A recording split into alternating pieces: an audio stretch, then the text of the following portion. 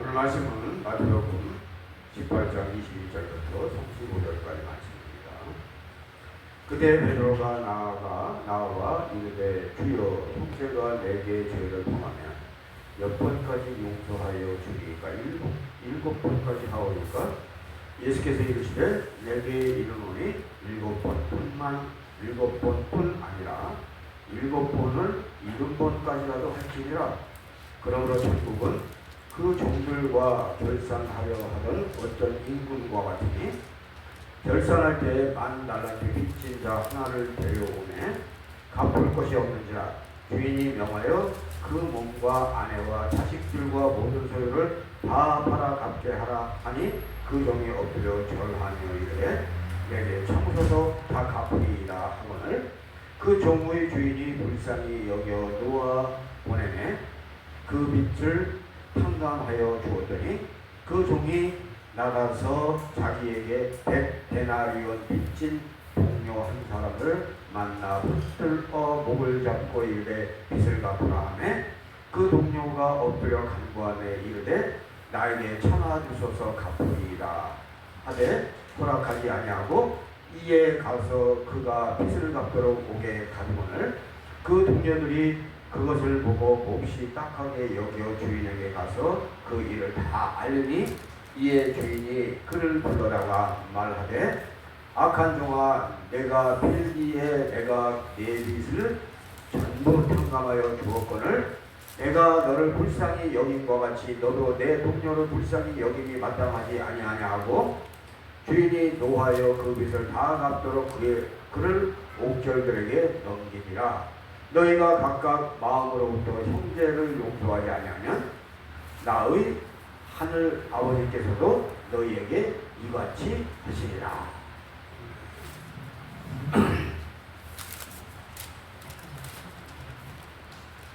용서를 모르면 복음을 모르는 거예요. 왜 그러냐? 우리는 신의 용서를 받은 사람들이에요. 신의 용서가 뭔지를 알아요.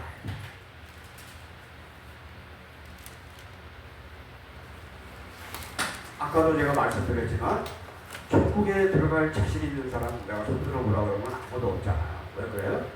내가 착해서 천국에 갈 수 있을 만큼 착한 사람이 없다. 예수 그리스도를 믿었다고 하는 말은 무슨 얘기냐? 여러 가지로 표현할 수가 있지만 아까 말씀드린 대로 신의 용서를 받은 것을 말하는 거예요. 신의 용서가 뭡니까? 용서받을 수 없는 것을 용서받은 것을 말하는 거예요. 성경의 모든 말씀을 다 잘 알아야 되겠지만 제일 중요한 부분이 어디냐? 창세기 1장에서 3장까지 자세히 알아야 돼. 내가 자세히 풀어줘도 모르잖아.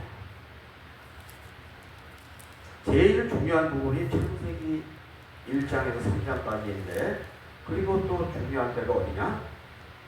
마지막 부분이 계시록도 잘 알아야 돼. 근데 창세기 1장에서 3장까지를 못 풀면 계시록도 못 풀리게 돼 있어.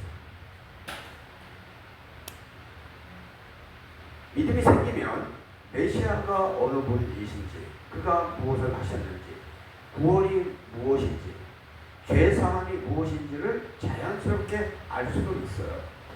그리고 믿음을 가지고 탐구의 길을 가서 알아낼 수도 있는 거예요. 어쨌든 믿음 생활하는 사람은 복음이 무엇인지는 알아야 돼. 다른 걸 몰라도 그거는 알고 신앙생활을 해야 되는 거예요. 그럼 신의 용서가 뭐냐? 여러 번 제가 여러분들에게 말씀드렸지만 화성이나 달과 같은 이 지구를 선택하신 하나님께서 인간이 멋지게 살 수 있는 땅이 되도록 생명체가 가득하게 먼저 이 땅에 조치를 하셨어요. 그런데 그 당시의 동식물은 지금의 것들하고 다른 것이 너무나도 많았어요. 근데 그런 지금의 것들하고는 달라라는 얘기가 성경에 없어요. 그러니까 모르는 거야. 웬만한 교회 교인들은 전혀 모르고 있어요. 그리고는 우리 교회 와가지고 성경 창세기 1장에서 3장까지 조금 세게 풀어주면 아 이거 혹시 문제 있는 거 아니야? 이거 아무것도 모르니까 헛소리나 하고 앉아있는 거예요.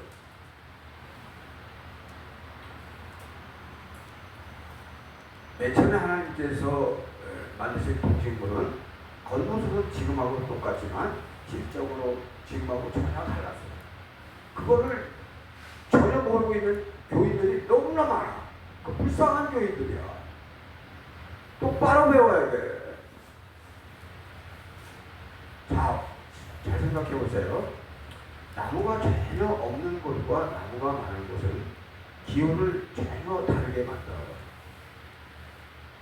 똑같은 온도의 맑은 날씨라고 하여도 나무가 전혀 없는 곳의 바람과 나무가 많은 곳의 바람은 다를 수밖에 없는 거예요. 뜨겁고 바짝 마른 바람이 살짝 부는 바람하고 그늘이 진 곳에서 선선한 바람이 시원하게 부는 바람 속에서 느끼는 건 이건 바람이라고 해도 전혀 다른 거예요. 나무도 그래요. 30m 미만의 키가 자라는 곳의 숲하고 100m짜리 나무가 셀 수 없는 곳의 숲은 본질적으로 다른 거예요. 근데 그 일일이 내가 설명하려면 기니까 설명을 안 하는데 하나님께서 처음에 만드신 숲은 이 100m 높이의 나무가 셀 수 없는 곳에 숲이었다 이거예요. 지금은 그런 숲이 없어요. 동물들도 전혀 달라요.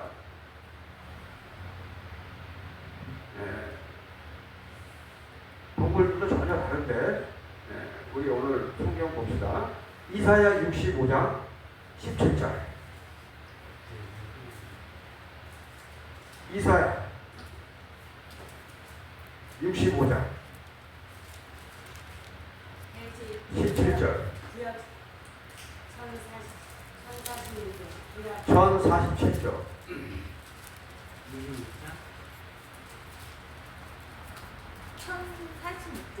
1047조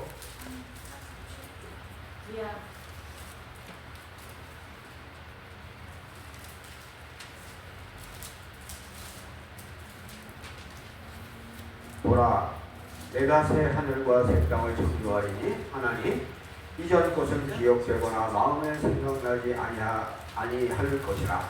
너희는 내가 창조하는 것으로 말미암아 영원히 기뻐하며 즐거워할지니라. 보라 내가 예루살렘을 즐거운 성으로 창조하며 그 백성을 기쁨으로 삼고 내가 예루살렘을 즐거워하며 나의 백성을 기뻐하리니 우는 소리와 부르짖는 소리가 그 가운데에서 다시는 들리지 아니할 것이며 거기는 날수가 많지 못하여 죽는 어린 이와 수완이 차지 못한 노인이 다시는 없을 것이라. 곧 100세에 죽는 자를 젊은이라 하겠고 100세가 못되어 죽는 자는 저주받은 자이리라. 그들이 가옥을 건축하고 그 안에 살겠고 포도나무를 심고 열매를 먹을 것이며 그들이 건축한 데에 타인이 살지 아니할 것이며 그들이 심은 것을 타인이 먹지 아니하리니 이는 내 백성의 수완이 나무의 수완과 같겠고 내가 택한 자가 그 손으로 일한 것을 길이 누릴 것이며 그들의 수고가 헛되지 않겠고 그들이 생산한 것이 재난을 당하지 아니하리니 그들은 여호와의 복된 자의 자손이요 그들의 후손도 그들과 같을 것이니라. 그들이 부르기 전에는 내가 응답하겠고 그들이 말을 마치기 전에 내가 들을 것이며 이리와 어린 양이 함께 먹을 것이며 사자가 소처럼 짚을 먹을 것이며 뱀은 흙을 양식으로 삼을 것이니 나의 생산에서는 해함도 없겠고 상함도 없으리라. 여호와께서 말씀하시니라. 이게 무슨 얘기냐? 이게 이 천년 왕국에 대한 이야기예요. 천년 왕국에 대한 이야기인데 이 천년 왕국이라면 어떤 일이 벌어지느냐? 예수님 예수님께서 처음에 천지 창조하신 그 모습대로 되돌아간다. 그거를 보여주고 있는 건데, 여기 보면은 이런 말씀이 나오잖아요. 맨 마지막에 25절 보세요. 25절. 이리와 어린 양이 함께 먹을 것이며 사자가 소처럼 짚을 먹을 것이며 뱀은 흙을 양식으로 삼을 것이니 나의 성산에서는 해함도 없겠고 상함도 없으리라. 여호와께서 말씀하시니라. 무슨 얘기예요? 이리와 어린 양이 함께 먹는다 라는 얘기가 뭐예요? 이리와 어린 양이 함께 먹는다는 얘기가 뭐예요? 이리도 초식동물이 되고 어린 양도 초식동물이 된다는 거예요. 사자가 소처럼 짚을 먹을 것이며, 사자가 뭐예요? 사자가 이 동물을 잡아먹는 동물이잖아요. 그죠? 그런데 동물을 안 잡아먹고 어쩐다는 거예요? 짚을 먹는다는 얘기잖아요. 원래 이래 되는 거예요. 원래가. 뱀은 흙을 양식으로 삼을 것이니, 요거는 조금 설명이 길어서 나중에 할게요. 요거는 뭐 계시록 할 때 그때나 하든지 아니면 창세기 3장 할 때 그때 얘기할게요. 요건 대부분 몰라요. 요게 무슨 얘기하는 건지.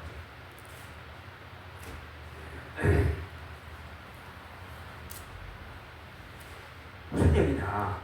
처음에 하나님께서 천지창조를 하셨을 때 육식동물과 초식동물이 이렇게 나눠지는 게 없었다. 무슨 얘기냐? 다 풀만 먹고 살았다. 전부 초식동물이었다. 약육 강식으로 죽여서 먹고 사는 세상이 아니었다는 거예요. 그런데 갑자기 동물의 세계가 약육 강식으로 변했어요. 왜? 왜 변했어요? 저주받아서 그런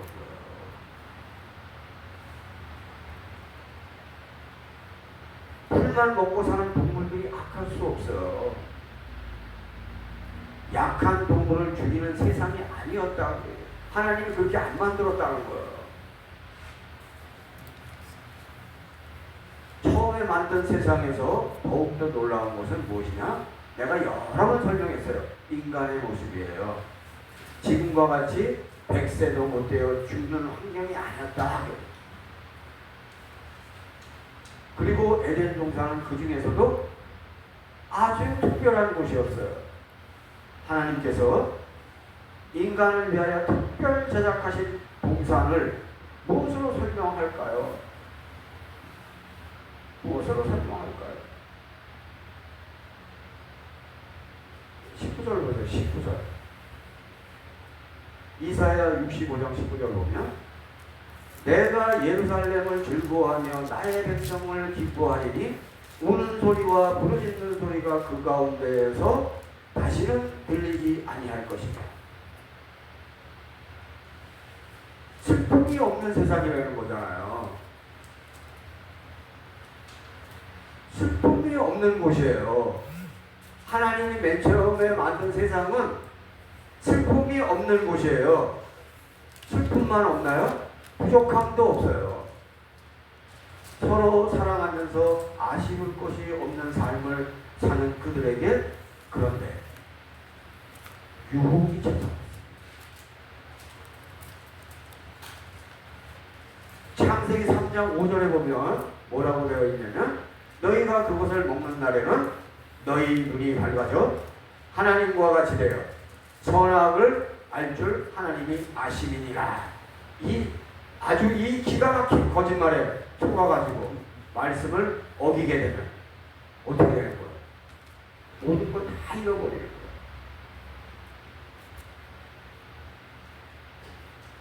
모든 걸 다 잃어버렸어요. 이 거짓말에 속아서 말씀을 어기고 죄가 전혀 없던 인간에게 죄가 들어와 죄덩어리 인간으로 바뀌게 되는 거예요. 원래 인간은 죄를 지을래야 지을 수 없도록 하나님이 창조하셨어요. 그런데 지금 인간들 하는 거 봐봐요. 교회를 다니는 인간도 거짓말이에요. 교회 안 다니는 인간이 거짓말하는 게 아니라 교회 다니는 인간도 거짓말이에요.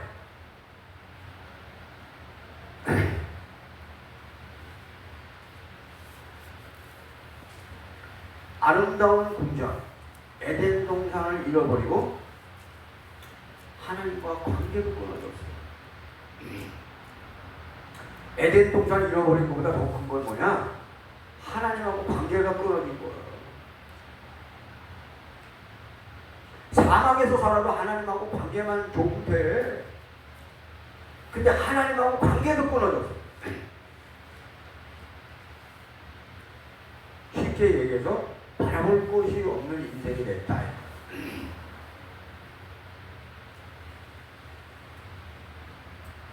이때 아마도 사탄은 의기양양했을 거예요. 왜 그러냐?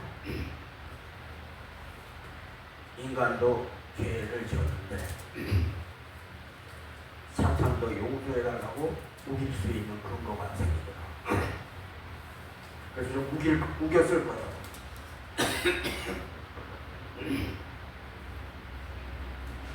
용서는 하나님이 하는 것이지 누구의 의견도 필요하지 않은 거예요. 아담은 죄를 짓고 나서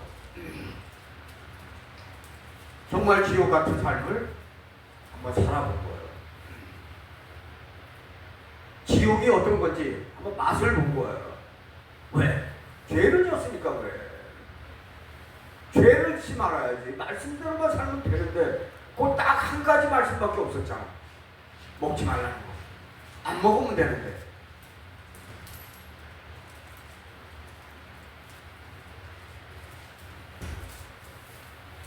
에덴 동산에서 하나님과 교제하면서 하나님을 찬양하면서 하나님께 예배드리는 삶이 얼마나 좋은 삶이에요. 날아가 버리는 거야.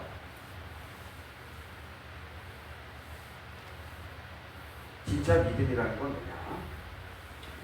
여러 가지로 표현할 수 있지만 하나님만 계시면 돼 라고 고백할 수 있는 게 이게 믿음이야.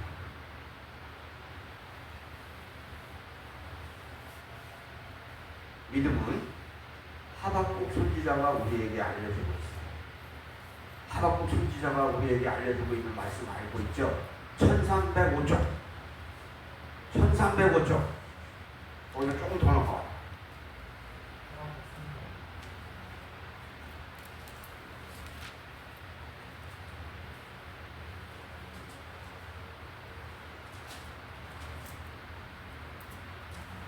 장 17절 18절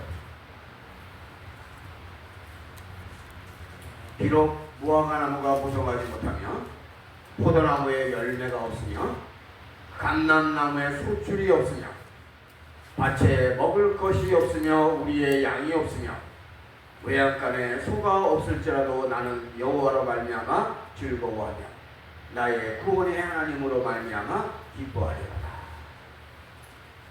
이게 믿음이다. 다른 게 믿음이 아니야. 나 하나님만 계시면 돼.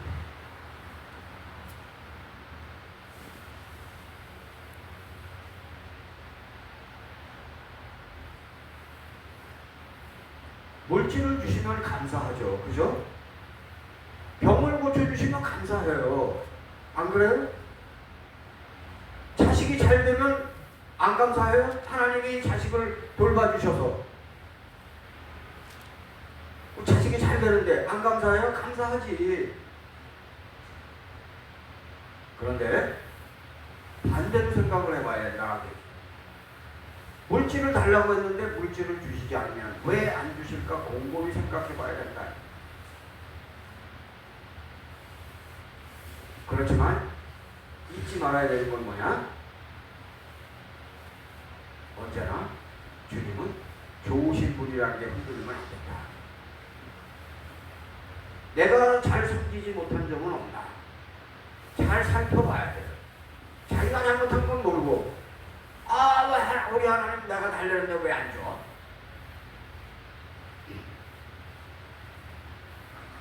말씀대로 살지 못한 건 없는가? 이걸 살펴봐야 돼요. 그게 중요한 거예요. 병을 고쳐달라고 기도했는데 갑자기 건강을 주시면 얼마나 감사합니까? 그러나 병을 고쳐주시지 않으면 내가 잘못한 것은 없나? 이게 면밀히 이제 거울 보듯이 봐야 된다. 내가 모르는 이유로 고쳐주시지 않은 경우도 있어요. 그러나 하나님은 언제나 좋으신 분이라고 고백하는 것이 그게 믿음이에요. 어떤 사람은 자기 병 안 고쳐준다고 하나님도 없대. 그런 싸가지가 어디 나오냐고. 그건 믿음이 없는 거야. 그거는. 그것도 누가 그런 얘기를 하냐. 신앙생활 40년 50년 한 인간이 그런 얘기를 해.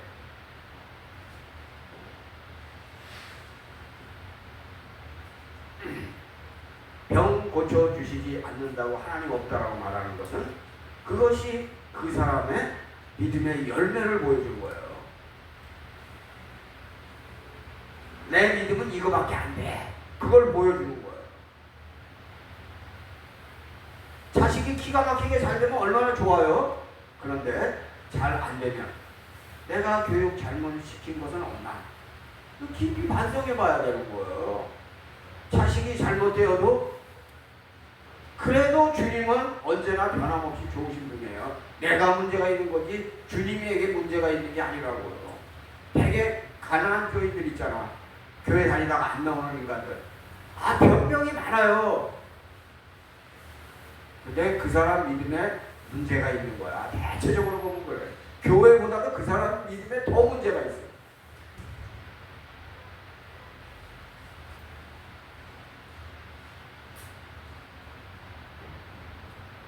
자식 잘못된 것을 부모 탓으로 볼 수 있는 분이 있어야 된다. 하나님 탓은 절대로 아니에요. 그리고 또 내가 모르는 이유가 있을 수도 있는 거예요. 나도 다 규명을 못해. 저 사람이 왜 잘 되는지, 저 사람이 왜 잘못되는지 거의 대부분은 알지만 다는 그 규명을 못한다.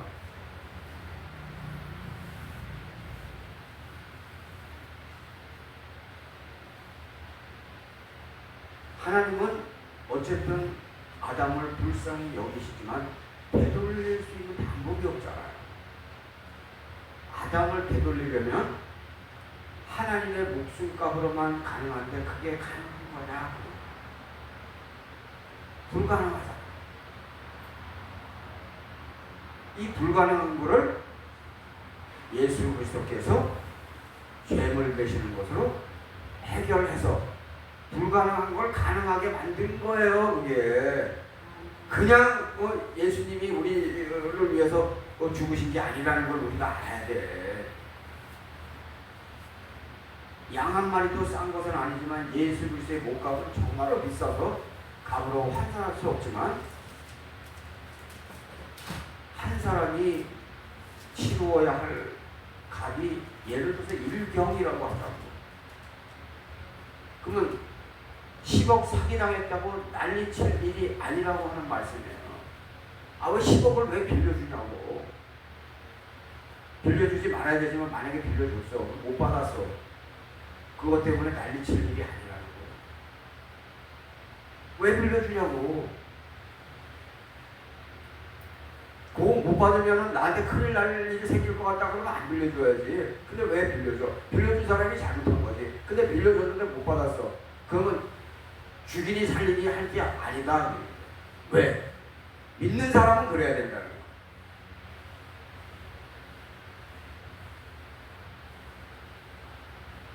어차피 인생은 공수보인 것을 깨달아야 돼. 죽을 때 한 푼도 가지고 갈 수 없는 거예요. 이 세상 일은 이 세상 일로 정리해야 되는 게 세상 일이에요. 10만 원이라도 사기당하거나 빼앗기면 기분 좋은 사람이 누가 있어요? 없지. 구원받은 우리는 주님의 목숨값으로 구원받은 것을 기억하고 10억 때문에 심하게 스트레스 받을 필요가 없다고 오늘 본문은 말씀하고 계신 거예요.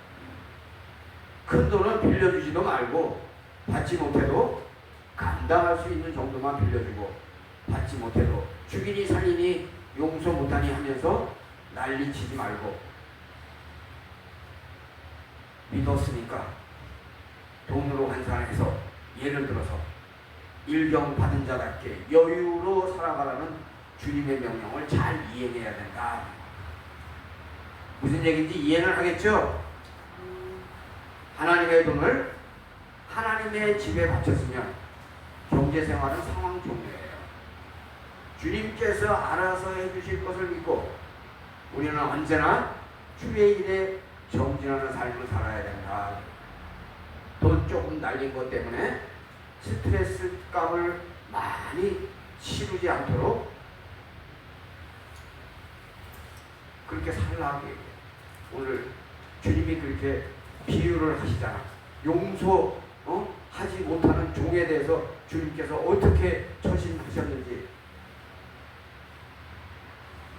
주님의 명령을 잘 지키는 일이 우리가 당연히 해야 할 일이야.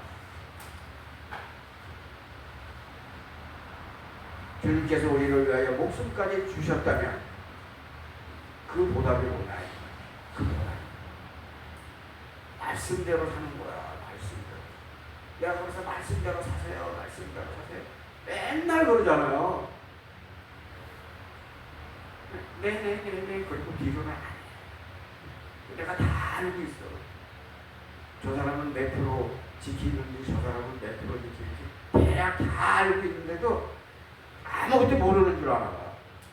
안 봤으니까 모르겠지. 모르긴 뭘 몰라요. 대략은 알아요. 그래서 목사예요. 구원받은 것을 이해하는데 주님께 바치는 것을 인색한 사람은 구원받을 자격이 없는 것을 스스로 나타내는 거예요.